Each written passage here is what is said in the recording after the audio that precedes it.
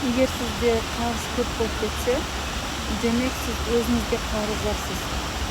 Өйткені сіз мысалға айтасыз, жұмыс істеп алайын, ақша тауып алайын, сосын демаламын, сосын массажға барамын, жұмыс істеп алайын, потом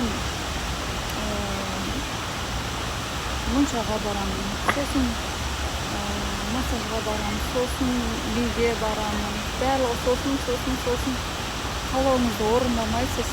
Сіз өзіңізге көп қарыз болып кеткенсіз. И өмір сізге солай еще больше, одан да көбірек сіз қарызға батып кете бересіз, да? Сол үшін өзіңізді таңдауыңыз керек, қалауыңызды орындауыңыз керек. Орындап бастаңыз, сіз не қаладыңыз?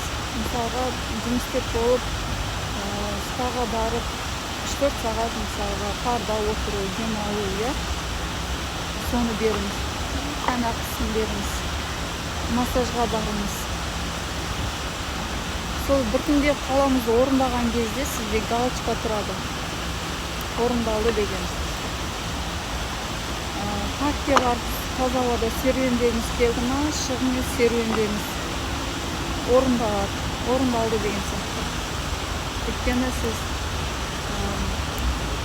қалауыңызды орындаған кезде сіздің көңіл күйіңіз көтеріледі, сіз шабыттанасыз, қуанасыз, өзіңізді бақытты сезінесіз, да?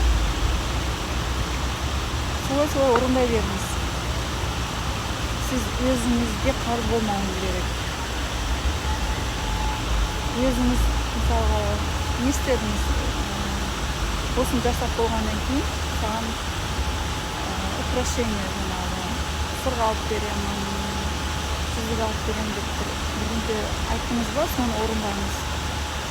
Егер сіз оны орындамасаңыз, сіздің денеңіз да, жаныңыз да ештеңе жұмыс істегісі келмей қалады. Егер сіз өзіңізге қарыз болып тұрсаңыз, өмір солай қарызға батқыза береді да сізді.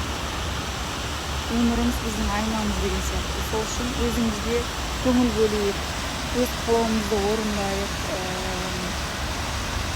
бетімізге уход жасайық, шашымызға, қолымызға уход жасайық, таза ауаға шығып серуендейік, жүрейік, массажға барғыңыз келе ма, барыңыз, биге барғыңыз келе ма, барыңыз, макияж үйренгіңіз келе ма, үйреніңіз, қалауыңызды орындаңыз. Сонда бәрі жақсы.